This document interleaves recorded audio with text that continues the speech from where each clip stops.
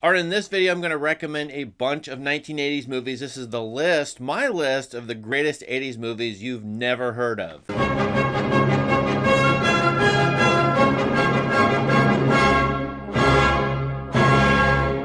When I say that you've never heard of them, I'm really talking about 98% of people. I think these movies are so rare. Most people, most casual moviegoers won't know them. Cinephiles, people really invested in watching movies, studying them, they may know a few of them, may know all of them, but this list is for people I know personally who like movies but don't really study it at all, and they probably have never heard of probably none of these. This list is just for fun. It's my list. I do like the movies closer to the top than the bottom. I'm wondering what your list would be of movies nobody's ever heard of from the 1980s. What would you put here yourself? Let's start with number 20, From Russia, a weirdo movie. I think you can only find it on YouTube. That's the way I watch it. Kinjaja. I probably didn't pronounce that correctly. This is one weirdo science fiction movie. A decade that has a lot of weird science fiction movies, but this one is kind of beyond the pale for me, and it's made in the Soviet Union, during the late Soviet Union, as it would turn out. Is this a commentary on the breakdown of the Soviet Union, on late communism there? I don't know. This movie is so weird. I'm not going to describe it. Just look at the visuals and check it out for yourself if you like science fiction. Number 19, another science fiction movie. You know I like it. It's the movie Threads. This is one of the most harrowing, haunting, disturbing movies ever made. I say that because I'm not really a horror movie fan. I like real world horror, as in what could really happen, what terrible things do people really do. And Threads, well, this is about the possible global thermonuclear war during the 1980s, Cold War era. It could still happen, by the way, and what it would be like for people on the ground, ordinary people in England, in cities and small towns, for it to happen. And the movie goes all the way through several years afterwards, and all the environmental effects, and how this would completely change the world and change human behavior, and everything in it is absolutely terrible. Number 18, you probably have never heard of this one. It's the ultra rare silent movie made during the sound era. This is by Charles Lane. It's Sidewalk Stories. If you're really interested in this movie, I'd run to get the Blu-ray because I'm almost sure it will go out of print. Charles Lane redoes The Kid in his own way in the modern day, let's say, inner city in America. This is a touching movie. He uses his own daughter as the kid, and it shows you how well movie soundtracks can be through silent movies, how much you could say through the musical score, which is wonderful here, and the acting. You know, Charles Lane didn't have much of a movie career, but this movie is really affecting.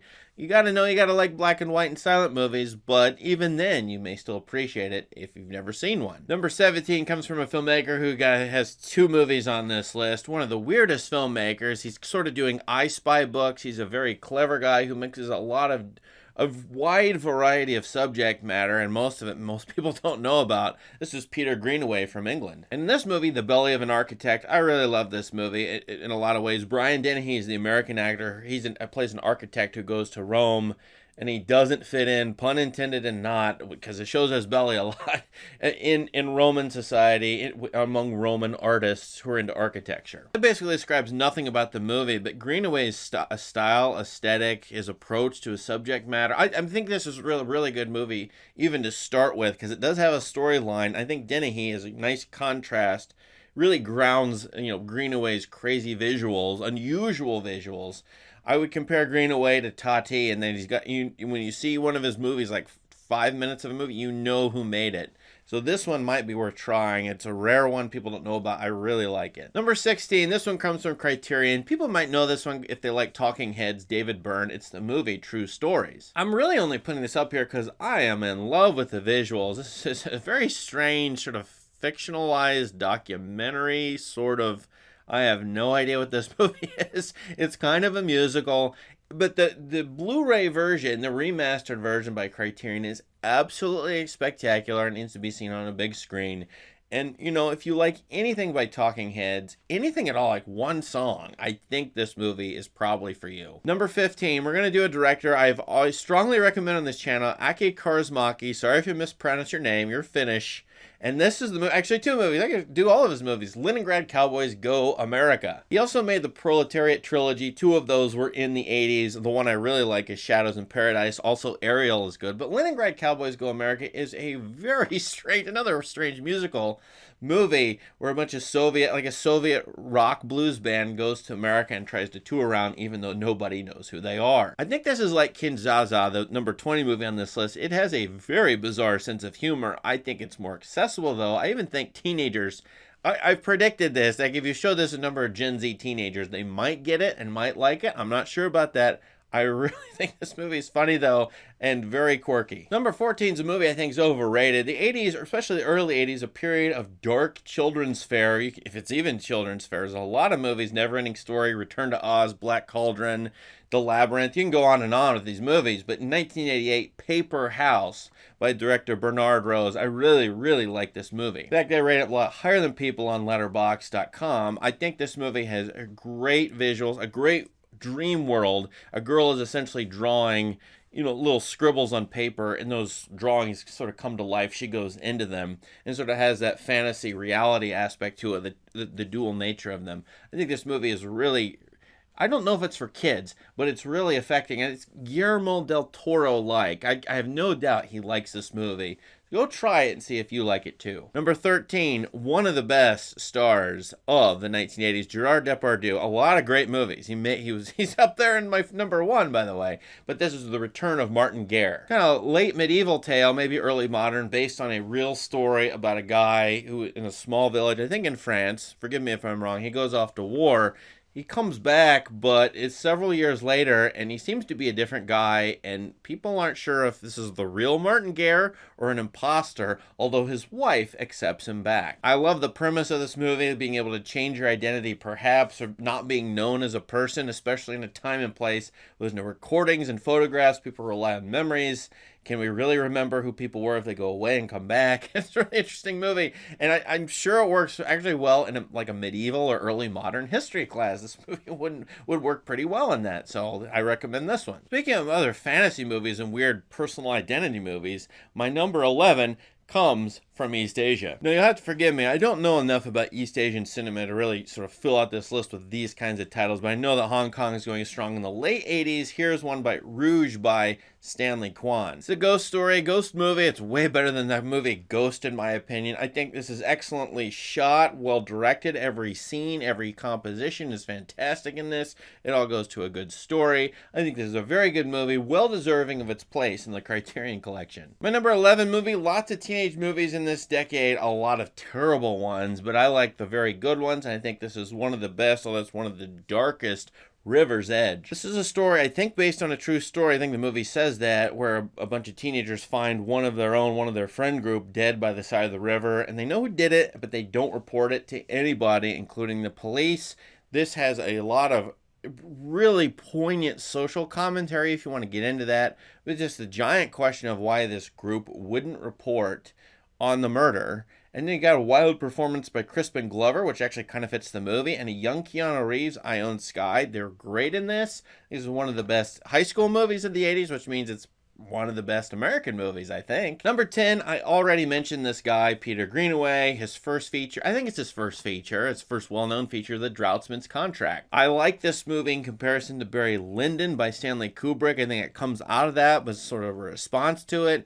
Somehow, someway, like only a couple directors before him, like Jacques Tati, who I mentioned before, Peter Greenaway is interested in architecture. What architecture does to people, how it affects them. This is a massive topic. It's not usually, shown directly or explicitly in films, but here it is with an actual architect designing something for a rich couple, in a, I think it's a 17th, maybe 18th century setting. Roger Ebert called this a crossword puzzle of a movie. It's got a lot of weird mystery, sort of gamesmanship about it, and that's what I like about Greenaway personally, although it could be a turnoff for other people. Number 9, one of the more affecting movies of the 80s, where Vietnam is, for the U.S., is still a big factor. It's not very long ago, and so in the 80s you get a lot of Vietnam movies. This is an interesting one, made by an English director, as it turns out, and it's called Birdie. Boy, with Birdie you get young stars, and they weren't even stars. No, they were unknown at the time. Nicolas Cage and Matthew Modine, who play a pair of buddies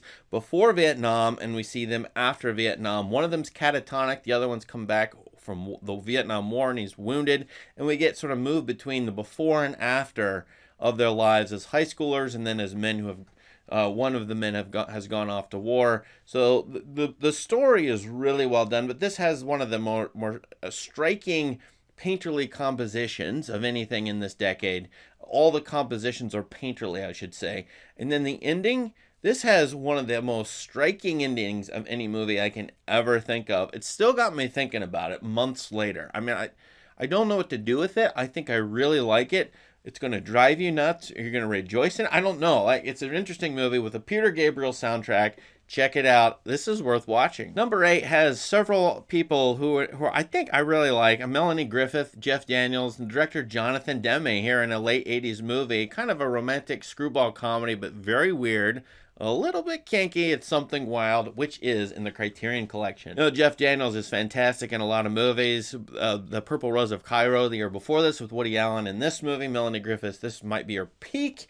And I think this movie has a really interesting take on yuppie culture, commercialism in the U.S. What is love outside of commercialism? I mean, there's so many possibilities to run with this movie, but you can just enjoy it. And so I think a lot of people will like this movie, but they haven't heard of it because all these other romantic comedy kinds of things are promoted above this one, and I don't know why. Let's rediscover this one. Number 7, from probably my favorite director of the decade, one of my favorites ever, Krzysztof Kieślowski. Forgive me my Polish pronunciation. I'm not picking the Decalogue. People know that. I'm picking Blind Chance. What's fascinating about Blind Chance, it does one of those things, you know, it's too big of a risk. It seems impossible to pull off, where it has a man, you know, he's going on a train, and you see the 3 different results. What if he had done this, get on the train? What if he had not gotten on the train? And the third result, and it shows you 3 different ways things could have played out, almost like they're parallel universes, comparisons between different lives. And that's poignant in this movie because it's a Cold War movie about a man in Poland who could stay communist, go to the West. I mean, there's 3 different circumstances here. It's a super thoughtful movie about what might have been, what could have been, which these are things we all contemplate. I think this is a fantastic movie. Go find it in the Criterion Collection again. Number 6, a movie not in Criterion Collection. So there are a few like that here, and this is one of my favorites from the early 80s. It's called Moonlighting. This is not the TV show with Bruce Willis and Sybil Shepherd. This is a Jeremy Irons movie, again about the Cold War, again about people from Poland. A group of construction workers goes from Poland to England, where they have to build out, tear down and build out an apartment, a flat for a Polish higher up in the Communist Party. This is a fascinating comment on East versus West, labor relations, employer-employee relationships, especially among communists. I think this movie has one of the best voiceovers I've ever heard. I would run to see this if you're into thoughtful fare where you need to really think about it. 15 different subjects at once. All right, we're at number 5. Really, any of the last, I don't know. This is top 5. We could jumble around, but, you know, this is the top of the list. It's a good spot. So one of the funniest movies, but also sad, With Nail and I. Directed by quirky Bruce Robinson. It's a theme in this and Richard Grant stars as With Nail, who is a down-and-out disaffected hippie in late 1960s London, I think it's London, in England. 2 guys living together, just screwing around. This is a precursor to The Big Lebowski. If you like that movie, you might like this one. Lots of great British humor. I think this movie is one of the more fantastic finds I've ever run across because, to me, it withstands the test of time. I mean, here we are almost 35 years after it, and it still really works well as a commentary on the cultural revolutions in the 60s, on just 2 guys and their friendship.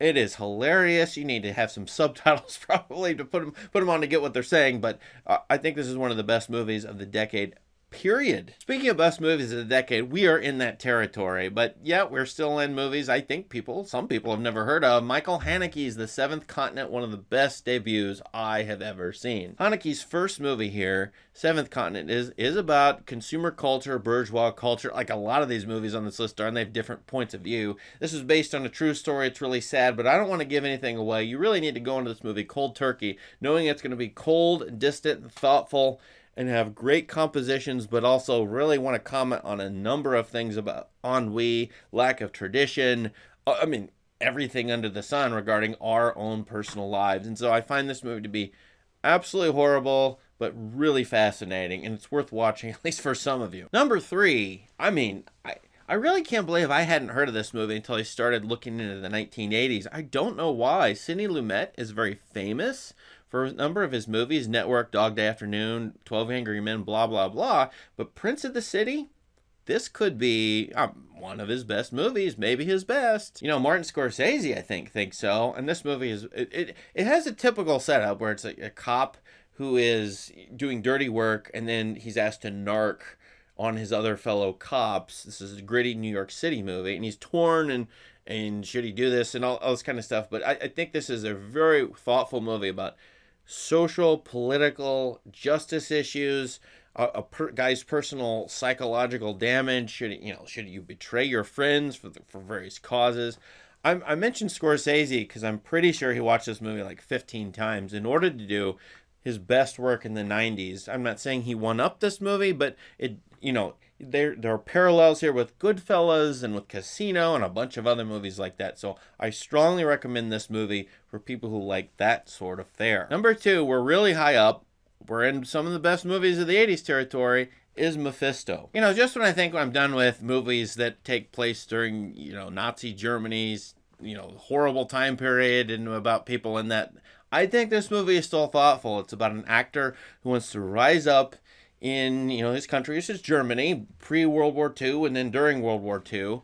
And he can't do it, but then he kind of does, and he makes a Faustian bargain, almost literally, because he's in, the play Faust. He plays Mephistopheles. So he becomes more and more famous as an actor and a theater manager in Nazi Germany, but this also gets him in a lot of trouble politically and hierarchically, because he's got to negotiate the Nazis, who are not desirable to work for, let's say. This movie is said to have one of the best performances you might ever see. Klaus Maria Brandauer, I think is his name, and he's just really affecting in this movie, I think, as the lead character who has all of these problems. I love that this character is shown as delusional at times, and you can clearly see his delusions and why he's doing what he's doing. And the last shots of this movie, I love these last shots, kind of like Birdie earlier. I think this is a really thoughtful ending. It won't satisfy you, maybe give you a lot to think about if you want to think about it. Now last, my number 1, I got to put something a little bit happier. I wouldn't claim it's that happy, but it's the French dramas, because there's 2 of them, Jean de Florette and Manon of the Spring. These 2 movies are exceptionally well acted. They are perfectly edited, in my opinion. They aren't really 2 separate movies. You can't see Manon of the Spring by itself. You've got to watch both movies together. They form a complete story. I've done videos on these if you want to check them out. But if you're going to plan to watch these, just watch them together. And they are really affecting about farmers in France and petty little disputes that are matters of universality. I have a friend who calls this a Greek tragedy, which I think it is. It's about the debates between religion and science and superstition. But at the end of the day, I'm really interested in farmers and rural France. And if a movie gets me to love that and be fascinated by the humanistic aspect of that, I think it's wildly successful. So this, to me, you can go read about this. People love this movie. It's one of the best.